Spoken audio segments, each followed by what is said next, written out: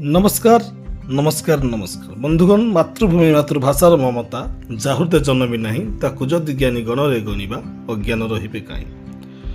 मातृभाषा दिवस फेब्रुआरी 21 आसंतु आमे जानिबा विद्यालय केते सुंदर भाबरे एही कार्यक्रम को करिबा एवं कोन सब कार्यक्रम कर जाय परिबो। देखंतु आसीछि चिठी विषय अछि अंतर्राष्ट्रीय मातृभाषा दिवस पालन संबंध रे।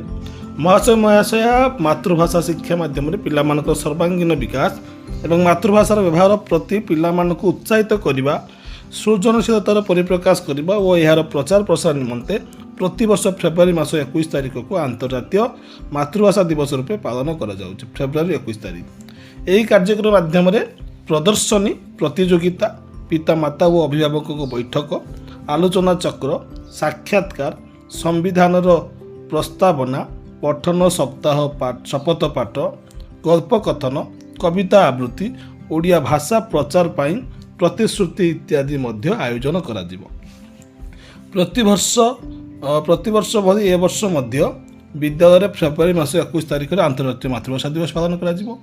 तबे यार उद्देश्य कौन जे पिला मानकु मातृभाषा निजर मातृभाषा मार भाषा जोटा पिला जन्म हुआ मात्र के शिखे सही भाषा रे तार किपरि विकास कराइबा। एथिपाई गल्प पिला माने निज मनरु कहिबे कविता आवृत्ति करिवे ओडिया भाषार प्रचार पाई निजर सक्षमता को प्रकाश करिवे। एही परिप्रेक्षी रे विद्यालय और समस्त शिक्षानुष्ठान रे मातृभाषार प्रचार प्रसार पाई शपथ पाठ हेबो। मातृभाषा रे विभिन्न प्रतियोगिता आयोजन कराजिवो।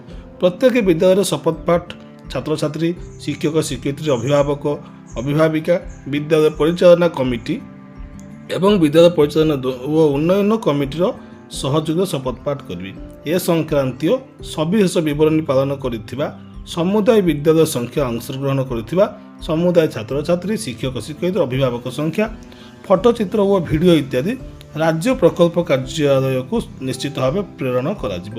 उक्त कार्यक्रमटी को सफल करने निमंते समस्त प्रकार उद्यम करने को अनुरोध। तेणु पिला ठारे मातृभाषा प्रति निजर गुणवत्ता को बढ़ाइबापी ये सब कार्यक्रम करा। आपण माने स्लोगान प्रस्तुत करें प्रतियोगिता करें क्विज विभिन्न कवि मानकर उपाधि को लेकिन एवं तांकर पुस्तक को लेकिन क्विज प्रतियोगिता मध्य करें कविता आवृत्ति प्रतियोगिता करें कविता लेखन भी करें। यह मातृभाषा अंतर्राष्ट्रीय मातृभाषा दिवस उद्देश्य। धन्यवाद।